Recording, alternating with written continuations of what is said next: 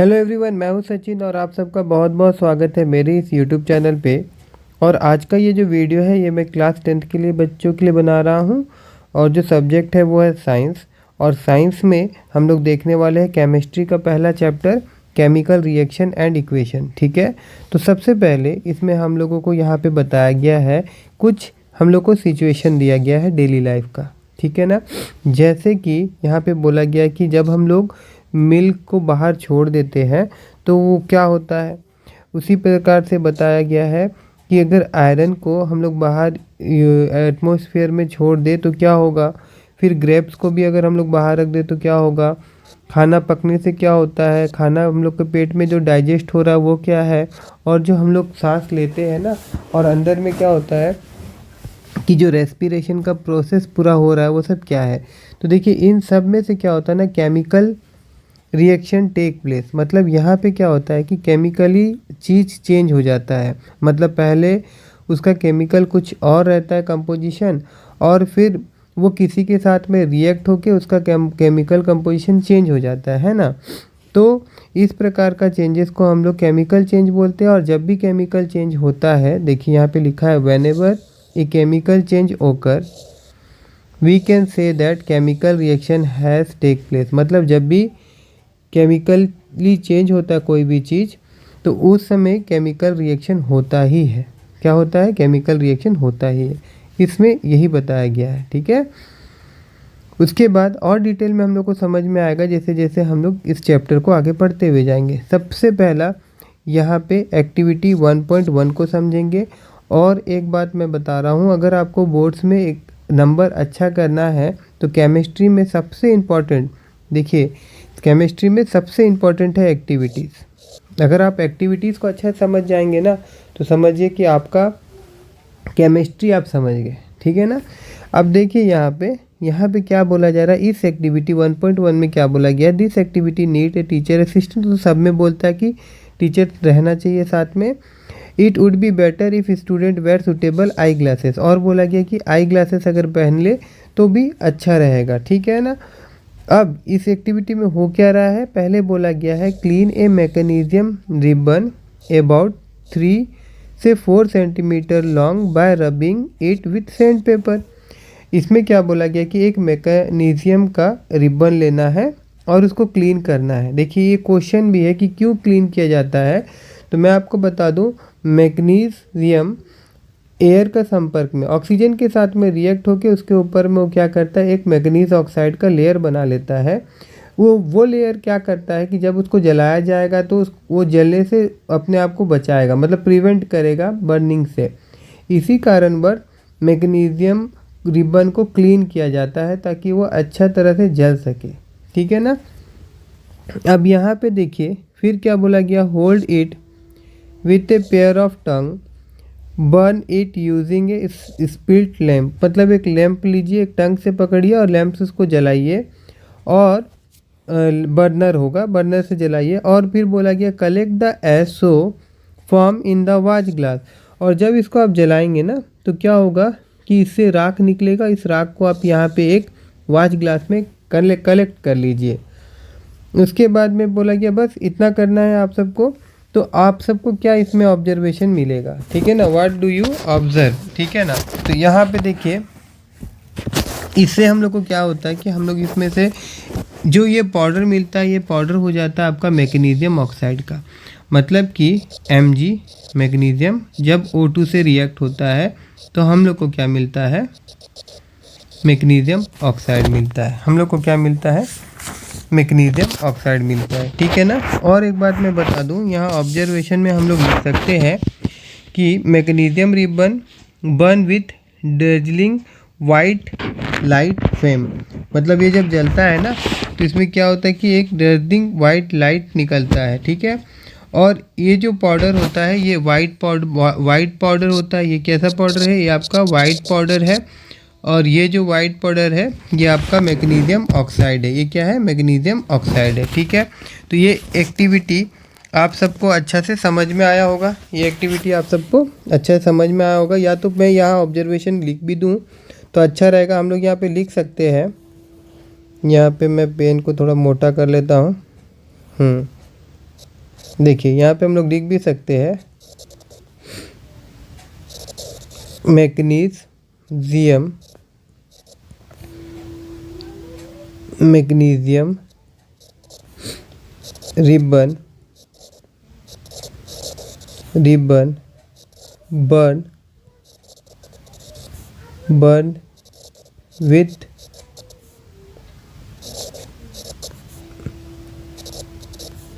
dazzling white light, white light और white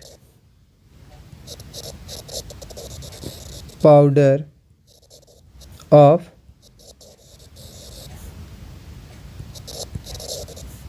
magnesium oxide collected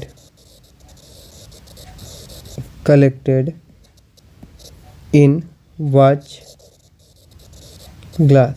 ठीक है ना, तो वाच ग्लास में जो एस कलेक्ट हुआ वो क्या है, मैग्नीशियम ऑक्साइड है। ठीक है, आई होप कि ये एक्टिविटी आप सबको अच्छा से समझ में आया होगा। ठीक है, अब हम लोग आगे जाते हैं और दूसरा एक्टिविटी समझते हैं। यहाँ पे और एक एक्टिविटी दिया हुआ है। यहाँ पे बोला जा रहा है कि लीड नाइट्रेट का सॉल्यूशन है। ठीक है, उसको एक टेस्ट ट्यूब में लिया गया है और उसमें पोटासियम आयोडाइड का सॉल्यूशन मिलाया गया है। तो क्या होगा, क्या ऑब्जर्वेशन होगा? तो यहाँ पे देखिए मैंने यहाँ पे इक्वेशन लिख के रखा है। यह है आपका लीड नाइट्राइड जो कि एक्वा सॉल्यूशन में है और यहाँ इसमें हम लोग क्या मिला रहे हैं, पोटासियम आयोडाइड मिला रहे हैं। क्या मिला रहे हैं, पोटासियम आयोडाइड। मिलाने पे क्या होगा, इसको जब हम लोग मिलाएंगे, ठीक है ना, इसको जब हम लोग मिलाएंगे तो होगा क्या कि ये बनेगा आपका लीड आयोडाइड बनेगा और पोटासियम नाइट्रेट का एक्वा सॉल्यूशन बनेगा। और ये जो लीड नाइट्रेट बनेगा ना, ये कैसा होगा, ये जो लीड नाइट्रेट बनेगा आपका, लीड नाइट्रेट, ये आपका होगा प्रीसिपिटेट। ठीक है, अब प्रीसिपिटेटेड क्या होता है, तो देखिए मान लीजिए कि ये टेस्ट ट्यूब था और इस टेस्ट ट्यूब में क्या था आपका नाइट्रेट का सॉल्यूशन था।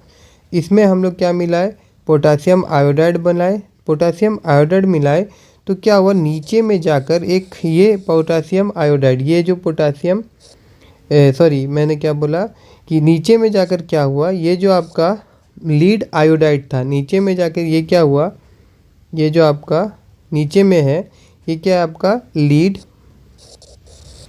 आयोडाइड,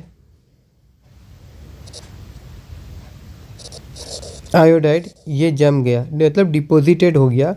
तो इस प्रकार से कुछ भी चीज़ अगर नीचे में जम जाता है, डिपॉजिटेड हो जाता है, क्या हो जाता है, डिपॉजिटेड हो जाता है, तो इसको हम लोग प्रीसिपिटेटेड बोलते हैं। फॉर एग्जांपल जैसे कि हम लोग बालू पानी में डाले और बालू जो है वो नीचे जाके बैठ जाता है ना, तो उसी प्रकार से ये बैठ जाता है। लेकिन बालू को हम लोग प्रिसिपिटेटेड नहीं बोलेंगे, क्यों, क्योंकि इसमें बोला गया कि आफ्टर रिएक्शन एक नया सब्सटेंस फॉर्म होना चाहिए। जैसे कि ये जो हम लोग किसका किसका रिएक्शन कराए थे, हम लोग लीड नाइट्रेट का रिएक्शन करवाए थे, लीड नाइट्रेट का रिएक्शन करवाए थे, किससे करवाए थे, पोटासियम आयोडाइड से कराए थे। और जो नीचे जाकर जमा वो क्या था, नीचे जाकर जो जमा वो था आपका लीड आयोडाइड, वो क्या था आपका लीड आयोडाइड नया था और ये इसके साथ घुला नहीं, ये नीचे जाके बैठ गया, इसीलिए इसे हम क्या कहेंगे, प्रिसिपिटेटेड बोलेंगे। आई होप कि आप सबको समझ में आया होगा। और मैं यहाँ पे ऑब्जर्वेशन लिख देता हूँ कि इसका और साथ ही साथ ये जो होगा इसका कलर जो होगा वो येलो में होगा, ये भी बहुत इंपॉर्टेंट है, इसको याद रखिएगा। ठीक है ना, और यहाँ पे मैं ऑब्जर्वेशन इसका जो है यहाँ लिख दूँ, अगर यहाँ पे जगह है तो यहाँ लिख देता हूँ। हम लोग बोल सकते हैं कि इसको रिएक्शन, ये रिएक्शन में क्या मिलेगा, क्या ऑब्जर्व करेंगे हम लोग, द कलर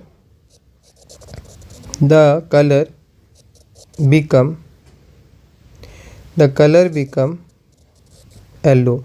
और एक बता दूं कि यहाँ पे जो लीड नाइट्रेट था ये तो आपका कलरलेस होता है ना, तो कलर बिकम क्या हो जाएगा, कलर बिकम येलो, कलर जो होगा वो येलो हो जाएगा। क्यों होगा, because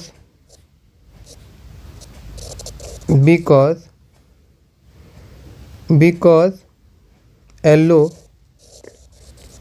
yellow precipitated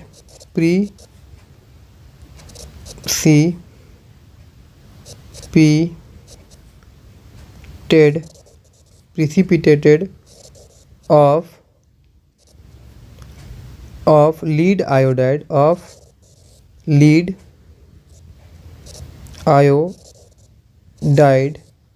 deposited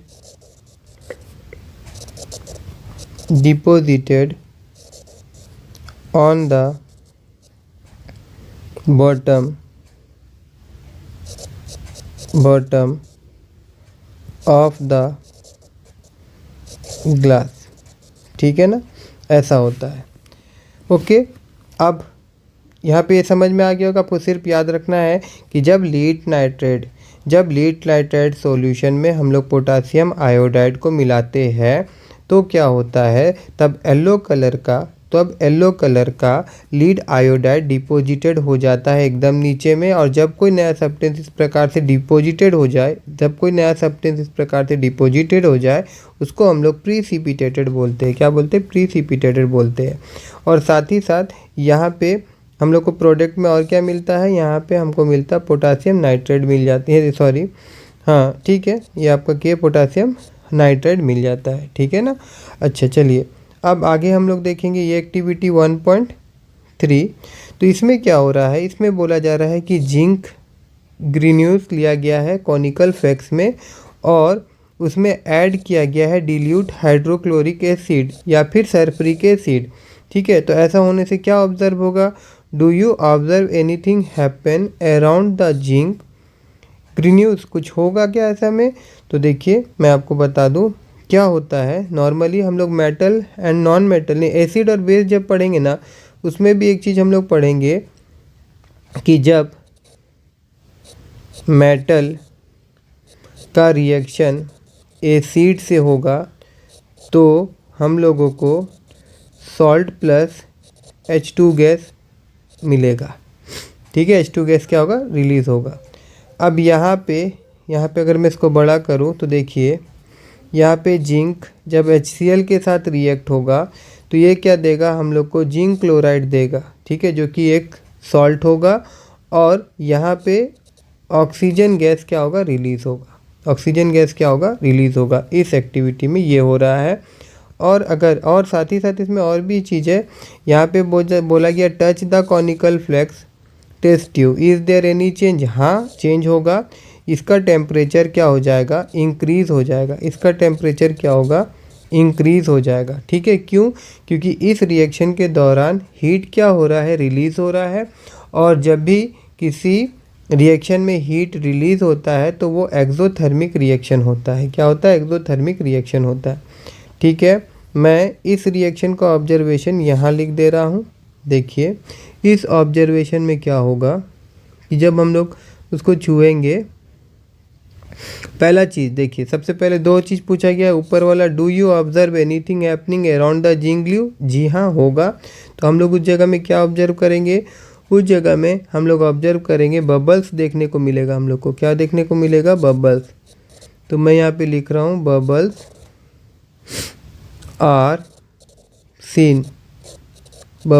are seen around the zinc glue. ठीक है ना, बबल्स हम लोग को दिखना मिलता है। क्यों मिलता है भैया?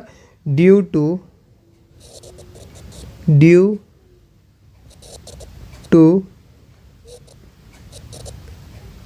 लिबरेशन ऑफ H2 गैस, क्योंकि H2 गैस क्या हो रहा है, ऊपर निकल रहा है, उसके चलते हम लोग को बबल देखने को मिलता है। और दूसरा ऑब्जर्वेशन क्या होता है, कॉनिकल फ्लेक्स को अगर हम लोग छुएंगे तो उसका टेम्परेचर यहाँ मैंने लिख दिया है कि इंक्रीज़ हो जाता है। क्या हो जाता है, इंक्रीज़ हो जाता है। और हम लोग बोल सकते हैं कि इसका टेम्परेचर अगर इंक्रीज़ हो गया, the reaction between zinc and dilute sulphuric acid is exothermic. इसी कारणवश ये जो रिएक्शन है एक ऐसा रिएक्शन है, ये आपका एक्सोथर्मिक रिएक्शन है। और भी बता दूं, ये जो था यहाँ पे ये भी आपका एक्सोथर्मिक रिएक्शन था। ठीक है ना, इसमें भी हीट रिलीज़ होता है और ये भी आपका क्या है, थर्मिक रिएक्शन है, थर्मिक रिएक्शन है, ठीक है ना। एक्सोथर्मिक रिएक्शन क्या होता है, तो जिस रिएक्शन में हीट रिलीज होता है उसको हम लोग एक्सोथर्मिक रिएक्शन बोलते हैं, ठीक है। अब ये सब पढ़ने के बाद में क्यों पढ़े हम लोग, देखिए, क्योंकि यहाँ पे बोला गया है from the above 3 activity we can say that any of the following observation help us to determine whether the chemical reaction has take place. जब भी केमिकल रिएक्शन होता है तो उसका स्टेट में चेंजेस आता है, उसका कलर में चेंजेस आता है, इवोल्यूशन ऑफ गैस होता है, या फिर चेंज इन टेम्परेचर होता है। ये सब हो ये ज़रूरी नहीं, लेकिन इनमें से बहुत सारा चीज़ होने पे ही हम कह सकते हैं कि केमिकल चेंजेस हुआ है, केमिकली कोई सब्सटेंस चेंजेस हुआ है, ओके, और केमिकल रिएक्शन टेक प्लेस हुआ है। तो यहाँ पे बोला गया as we observe the changes around us we can see that there is a large variety of chemical reaction taking place around us. We will study about the various types of chemical reaction but their symbolic representation in this chapter, ठीक है। उसका symbolic बहुत सारे हम लोग chemical reaction पढ़ेंगे, मगर इस चैप्टर में हम लोग सिम्बलिक रिप्रेजेंटेशन पढ़ेंगे सबसे पहले। तो अब आ जाता है कि केमिकल इक्वेशन क्या होता है। तो देखिए सबसे पहले यहाँ पे क्या बोला गया है कि जैसे हम लोग एक्टिविटी 1.1 देखें तो उसमें क्या बोला गया था, when A magnesium ribbon is burn in oxygen it converted to magnesium oxide. बोला गया है जब मैग्नीशियम रिबन को जलाया गया ऑक्सीजन के संपर्क में तो क्या बन गया, वो मैग्नीशियम ऑक्साइड बन गया। This description of chemical reaction in a sentence from is quite long. जब इसे सेंटेंस में लिखा जाता है तो ये काफ़ी लंबा हो जाता है। It can be written in this shorter way, इसको हम लोग छोटा में भी करके लिख सकते हैं। The simplest way to do this to write in the form of a word equation, तो इसको हम लोग वर्ड इक्वेशन में लिख सकते हैं। अगर मैं यहाँ पे मैग्नीशियम लिखूँ और प्लस ऑक्सीजन दिखाऊँ और उसके बाद में इस प्रकार से एरो लिख के यहाँ मैग्नीशियम ऑक्साइड लिख दूँ, तो आप लोग क्लास 9 में पढ़े होंगे ना कि इस साइड जो होता है इसे हम रिएक्टेंट बोलते हैं, इस साइड जो होता है इसको हम प्रोडक्ट बोलते हैं। और फिलहाल ये वर्ड में लिखा गया है तो इसे हम वर्ड इक्वेशन बोल रहे हैं। जब इसी चीज़ को हम सिंबल में लिख देंगे, अगर मैं नीचे दिखाऊं, जब इसी चीज़ को हम सिंबल में लिख देंगे तो ये केमिकल इक्वेशन कहलाएगा। तभी ये क्या कहलाएगा, केमिकल इक्वेशन कहलाएगा। और यहाँ पे देखिए कुछ बोला गया, the substance that undergoes chemical change in the reaction manganese and oxygen, ये कैसे क्या कहेंगे हम लोग, रिएक्टेंट कहेंगे। और जो नया सब्सटेंस बना मैग्नीशियम ऑक्साइड, इसे हम क्या कहेंगे, प्रोडक्ट कहेंगे। फिर a word equation so change of reactant to product through an arrow place, और जो चेंजेस टेक प्लेस दिखा रहा है एरो के द्वारा दिखाया जा रहा है। The reactant are written on the left hand side, reactant को जो हम लोग लिखते हैं वो लेफ्ट हैंड साइड लिखते हैं विथ प्लस साइन, ठीक है। प्लस साइन में हम लोग दिखाते हैं, अगर दो ठो रहता है तो सिमिलरली प्रोडक्ट जो होता है उसको हम लोग राइट हैंड साइड लिखते हैं और उन दोनों के बीच में हम लोग प्लस साइन देते हैं, ठीक है ना। The arrow headed point toward the product and show the direction of the reaction, ये एरो क्या दिखाता है, प्रोडक्ट का दिखाता है, और रिएक्शन इस तरफ से हो रहा है, मतलब ये रिएक्ट होकर ये बन रहा है, ये आपको शो करता है, ठीक है। अब आ जाते हैं हम लोग केमिकल इक्वेशन में। Is there any other shorter way, वही बोला गया वर्ड इक्वेशन को भी और छोटा किया जा सकता है, जी किया जा सकता है। Chemical equation can be made more concise and useful if we use chemical formula instead of a word. Chemical formula अगर हम लोग यूज़ कर दे, these are known as a chemical formula. Chemical equation represented by the chemical reaction. If you recall formula of magnesium oxygen and magnesium oxide, ये देखिए इस प्रकार से। फिर बोला गया यहाँ पे count and compare the number of atoms, यहाँ पे बोला गया है कि नंबर ऑफ एटम्स काउंट कीजिए। देखिए जैसे कि यहाँ पे mg लिखा गया है ना, सिर्फ mg है तो ये एक एटम्स है इसमें, और यहाँ पे O2 लिखा गया तो यह नंबर ऑफ एटम्स 2 है। मैं आपको बता दूँ इसका नंबर ऑफ एटम्स 1 है, इसका नंबर ऑफ एटम्स 2 है। और जो प्रोडक्ट बना है ना, यहाँ पे जो प्रोडक्ट बना है वो क्या बना है, MgO बना है।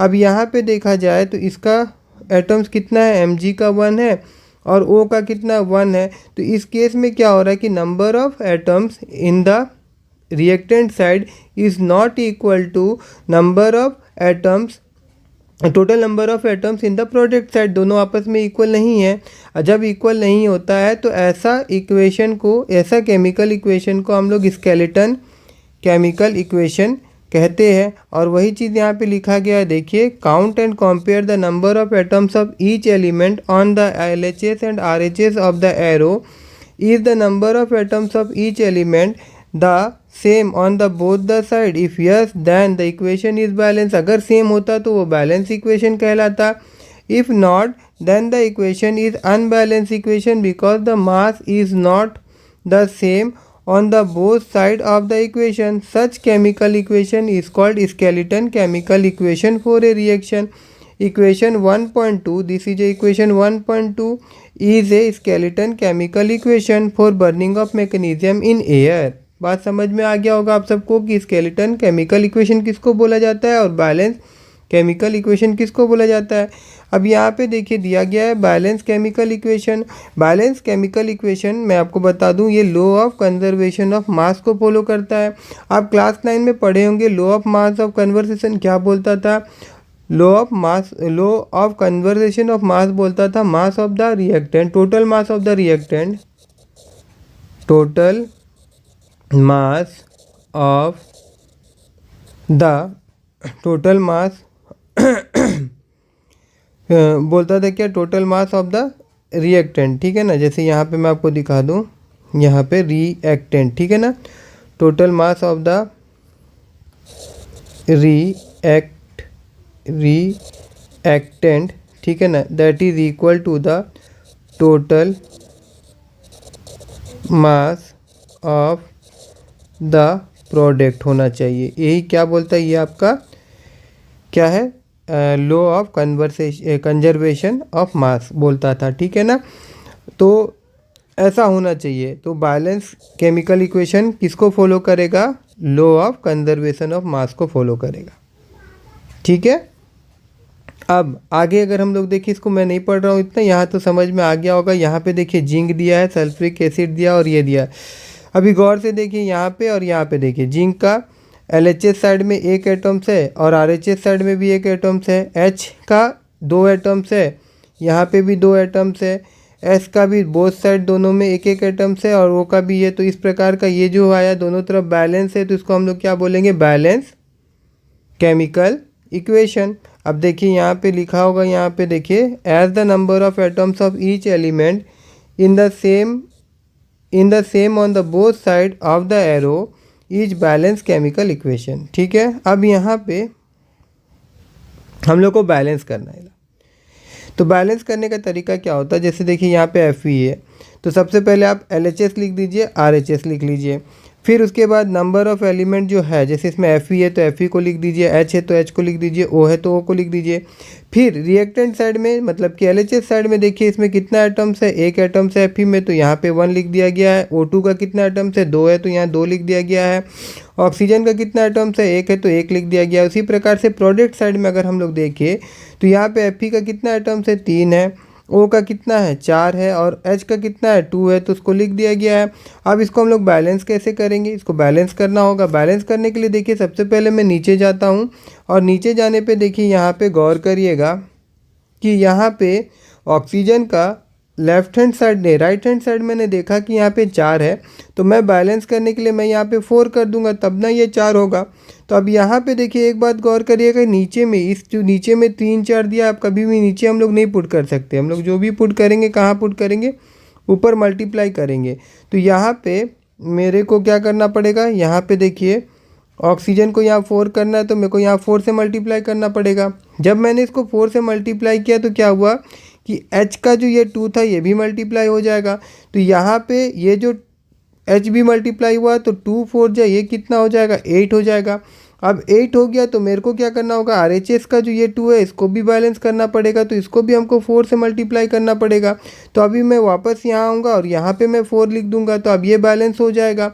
उसके बाद मैंने गौर किया कि अब मेरे पास जो Fe था उस तो RHS साइड में 3 था, तो अब इसको बैलेंस करना होगा LHS में, तो मेरे को यहाँ 3 से मल्टीप्लाई कर देना होगा। मैं यहाँ पे 3 से मल्टीप्लाई कर दूंगा। तो देखिए आप गौर से देखिए, ये 3 है और ये भी 3 है, ये 8 है और ये भी 8 है, ये 4 है और ये भी 4 है। इस प्रकार से कोई भी केमिकल इक्वेशन को आप बैलेंस कर सकते हैं। अगर यहाँ नीचे आप आएंगे तो देखिए इसी प्रकार से यहाँ पे इसको बैलेंस किया गया है। और यहाँ पे देखिए यहाँ पे ये एक लाइन था और उसके बाद अगर हम लोग नीचे जाएंगे तो ये इस प्रकार से हुआ। और अगर हम लोग नीचे जाएंगे तो देखिए यहाँ पे पूरा का पूरा बैलेंस हो गया, ठीक है ना। ये बैलेंस केमिकल इक्वेशन है। और एक बार मैं अपना दिखा दूँ तो देखिए मेरा हम लोग जो किए थे ऊपर में, तो पहले 3Fe4H2O, और यहाँ पे अगर मैं नीचे दिखाऊं तो देखिए 3Fe4H2O, और ऊपर हम लोग अगर यहाँ पे जाएंगे तो ये Fe ठीक था, और यहाँ कहाँ गया भाई, तो यहाँ पे भी देखिए यहाँ पे 4H2O, बस 4 ऐड करना था, यहाँ पे भी 4 ऐड हुआ, तो ठीक है, मैंने भी ठीक बैलेंस किया है, ठीक है ना। ठीक है, ठीक है। तो आज का क्लास मैं यहीं पे समाप्त करता हूँ। और अगर आप सबको मेरा ये क्लास अच्छा लगा हो, कुछ सीखने को मिला हो, तो मेरे इस वीडियो को आप लाइक करिएगा और मेरे चैनल को सब्सक्राइब करना मत भूलिएगा। देखिए अगर मेरा वीडियो आप सबके लिए यूज़फुल साबित हो रहा होगा तो मैं आगे का वीडियो फिर बनाऊंगा। तो वो मेरे को कैसे पता चलेगा कि मेरा वीडियो आप लोगों के लिए यूज़फुल साबित हो रहा है कि नहीं हो रहा है। अगर इस वीडियो पे ज़्यादा से ज़्यादा लाइक आता है या ज़्यादा से ज़्यादा व्यू आता है तो इसका मतलब ये है कि मेरा वीडियो आप लोगों को पसंद आ रहा है। अगर पसंद आएगा तो इसी प्रकार से मैं इसका नेक्स्ट सीरीज बनाते हुए जाऊंगा आप लोगों के लिए, ठीक है।